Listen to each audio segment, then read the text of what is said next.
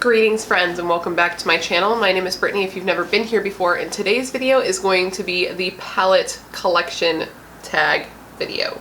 If you're not familiar with this, I will link a video down below from my friend Monique who also did this video. It's just a tag going around where basically it gives you like a list of, how many, let me see, of 14 different categories, and you pick a palette from your collection to fill that void. For example, your newest palette, your oldest palette, your most expensive palette, your cheapest palette, etc, etc, etc. Got the list in my phone here, and we're going to do that. And I'm going to show you my palette for each and tell you why it fits into that category, and it just gives you a little rundown on things that I own and what I think about them.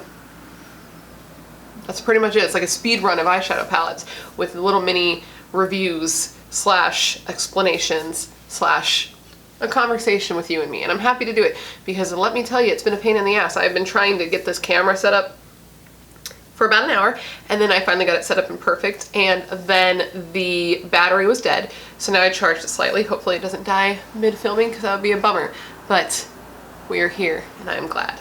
Before we get started, please make sure to subscribe and hit the bell. I would love to have you as part of the Brat Pack. I put out new videos every week, and sometimes they're fun. Usually they're fun. I like them. You might like them too, so stick around.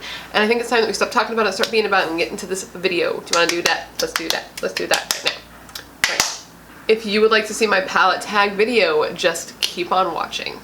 Okay, so the first palette on the list is my newest eyeshadow palette. For my newest eyeshadow palette, it is the e.l.f. and J. Kissa To the Rescue eyeshadow palette. I did just post a video on this palette, which I will link above if you haven't seen it yet. But it is a gorgeous palette that looks a little bit like this. It is what is on my eyes right now. I used the shades Peaky and Reagan and put them on to make this nice green wing, and I do love this palette. I think it's good quality. I think it's a good price. It's only $20, and I'm happy to have it, and this is how I decorated it in case you haven't seen that video, which I highly suggest watching because it was a fun one to film. Next in line would be the oldest eyeshadow palette. It is, when I was going through my collection for this category, it was between two. It was either the Morphe 35O or the palette I chose, but I actually think this one is older, and it is my Lime Crime Venus palette, the original Venus palette. These shadows are so old. I don't know if you can see that they have like really weird texture in it now. I can't seem to let this one go. I don't use it anymore, but I just keep it in my collection because it's what kind of got me into wanting to, I don't know, do YouTube and do makeup on the internet again, because I hadn't done it since the MySpace days, and this palette I just thought was so stunning. I still think it's stunning, and it's old as shit, quite frankly. Hella expired, I'm sure. Like, I can't imagine that that's safe to put on my eyeballs, but I keep it regardless. Okay, most expensive. So Natasha Denona palettes are the most expensive palettes that I own. I have two, but one I did get on sale, and the one that I did not get on sale is the Natasha Denona Biba palette. This is that palette right here. This is the one that's filled with neutrals. I am a big fan. I think it is very, very pretty.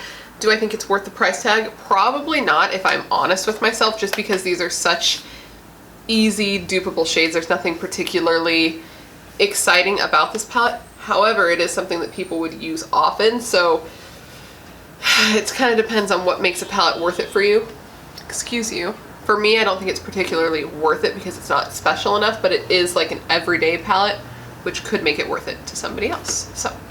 So the next one in line would be my cheapest palette. I guess technically anything I get in BoxyCharm would be the cheapest to me, but if we're going for price, retail price, I would go with any of the ColourPop 12 pan shadows. I just pulled this one because this is one of my favorite ones. This is the ColourPop Ooh La La. It's filled with pink eyeshadow. I love pink eyeshadow, and their 12 pan palettes are just a great value. They're 12 pan, 9 pan palettes. They are $12, and it's a great value. It comes with a mirror. The shadows are good quality. I've always really enjoyed ColourPop shadows, so I would say that for the best value, cheapest palettes that you can get, ColourPop. Okay, so for everyday use, that is such a hard one for me because I don't have a palette that I use every day. One thing that I did pull just to show is actually my little Handmade Z palette. This has a mix of ColourPop and Makeup Geek eyeshadows in it. This is the everyday for me. This is the one that I often take with me, and that's why you see there's so many pans hit. So many pans hit. So many of these shadows I have hit pan on, but it's not an actual palette that you can buy, it's one that you can make, so I don't think this would count well. So if I had to choose one, my most recent one that I've been using quite often would be my ColourPop So Jaded. I cannot stop using this palette. I think that it is so pretty and so perfect, and it looks like I haven't used it at all, but I use it all the time. This has been my new go-to and favorite. If I just don't know what to do, this one I'll pull out because there's so many options. And I love it, and this is going to show up again later in this video in its own category. Rainbow is the next one. I could recycle the J Kissa palette because that one is an actual rainbow palette, but another rainbow palette in my collection is the Jeffree Star Jawbreaker palette. This is Jeffree Star's take on a rainbow palette, and it is very pretty. I think the color story is really nice, but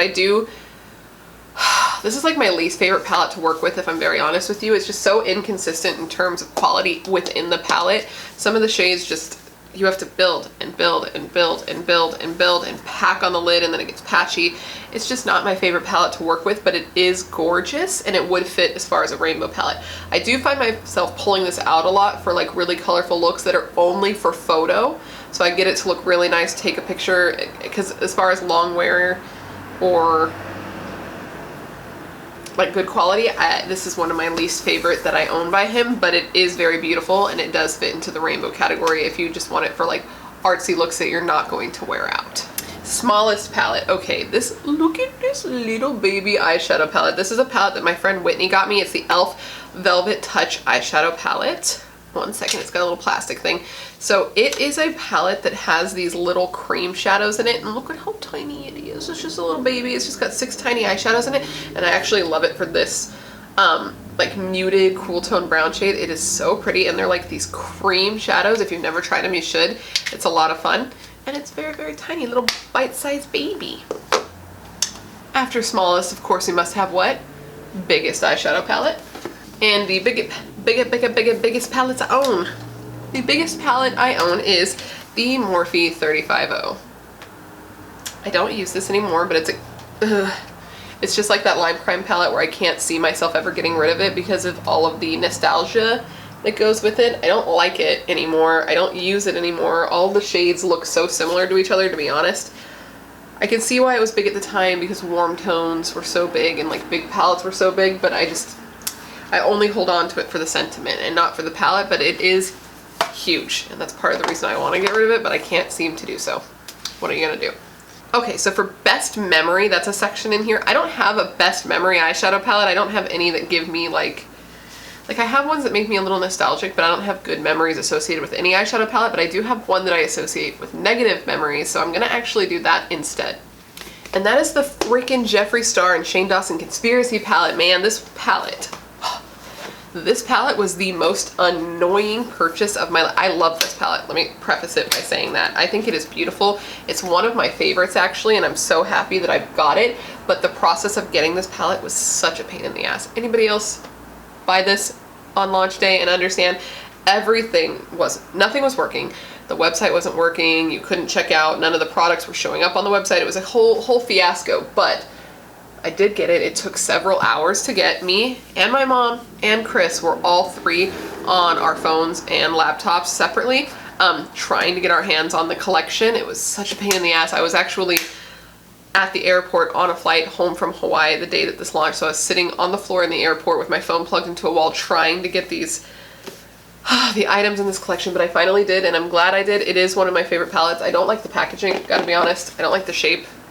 I feel like, I don't know, it was Shane Dawson's edition and he seems to love it, but the shadows in here are amazing and I love it. And that's my worst memory though. Worth the hype. Okay, what do I have for worth the hype? Oh, duh. Worth the hype is this very cat fur colored, the very cat fur covered modern Renaissance eyeshadow palette. Pretty much all of Anastasia's palettes are worth the hype, but this one in particular was just so hyped up when it came out, and it's still one of their best-selling products as far as I know. It's just an amazing eyeshadow palette that takes a warm tone palette and just puts a little fun spin on it, and the quality is great, the shadows are great, they perform well. everyone who loves this loves it for a very specific reason. It's because it's absolutely fantastic and it lives up to the hype. Still, after all this time, after all these new releases, because this is not a new palette, this is still one of the best, in my opinion. Not worth the hype. I feel bad. This is going to be a repeat of one we just talked about, but man, it's the Jeffree Star Jawbreaker palette. People really seem to like this, and I get why they like it because of the color story, but the quality of these shadows just are not good. I just mentioned it a second ago, but for me, this is not worth the hype, and I'm not a Jeffree Star hater. I love the Conspiracy palette. I just said that. I love the Alien palette so much, but this one, I just don't like it, and I don't think it's worth the hype. I'm so sorry. Favorite palette from favorite brand. This is going to be another repeat, and that is the ColourPop So Jaded palette, man. ColourPop does really good shit, but this one, Kathleen Lights hit it out of the park. It is so pretty. It has so many different looks you can do. It's so versatile. It blends out so well. It's great for everyday. It's great for fun looks. It's just fantastic, and I love it. And I didn't expect this to be one of my favorite. I almost didn't even get this because I was like, I don't think I'll use that much. But I do, and I love it. And it's my favorite brand. ColourPop, yeah. ColourPop's my favorite brand, and that's my favorite palette. This video is weird. I don't know why I feel like my energy's off. Let me know down below if you can feel it. I feel so disconnected. Most used eyeshadow palette. My most used eyeshadow palette is also a repeat, and it is the Modern Renaissance palette, baby. Like, look at it. I got 3 shades that I've hit pan on. You didn't see that in any of the other ones except for my little pre-made Z palette one, but this palette I've used the crap out of. I used it a ton when I got it. I used this as my Project Pan palette in February, and it's just gorgeous. You can use it all the time. It's great for every day. I took it, I believe this is the one I took to do my friend's wedding makeup in Hawaii. It's just a very, very good palette, and I've used the crap out of it. The other one that would be next most used is the So Jaded palette. Ugh. English is hard. Okay, now for underrated, I have 2 palettes that I want to show you here because I feel like they're both really underrated in terms of product. One is an underrated product from the line, and one is an underrated brand in general, in my opinion. Okay, so for the underrated product within a pretty well-rated line is the Juvia's Place Zulu palette. This palette is so pretty, and I feel like I do not hear enough people talk about it. I see them talk about the Warrior palette a lot, which I do own, or Warrior 2, but something about this palette is just so pretty to me. The colors perform super, super well. The pan size is so great, so if you're trying to do a more colorful look and you want a pretty blush, you can dip into any of these as a blush, which I have done in my Fruit series that I'm doing on Instagram. It's just so, so pretty. And the quality is top notch. They blend out super, super well. I really like Juvia's Place's matte eyeshadows.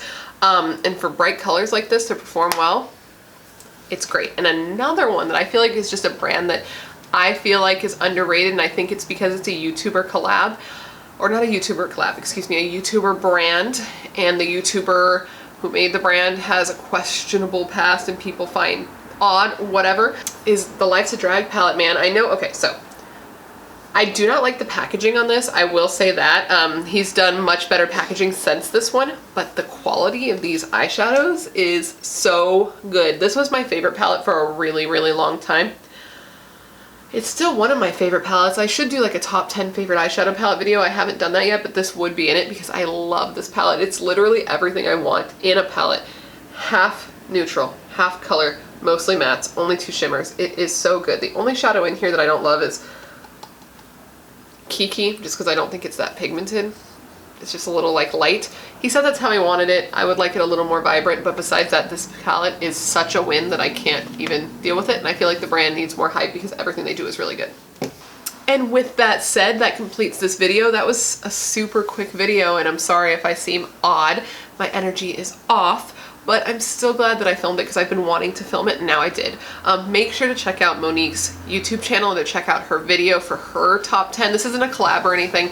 She's just like a really nice person, and I'd like to tell you about her channel because I got this video idea from her. She is currently, she was trying to hit 500 subscribers, but she put out a BoxyCharm video that got a lot of traction.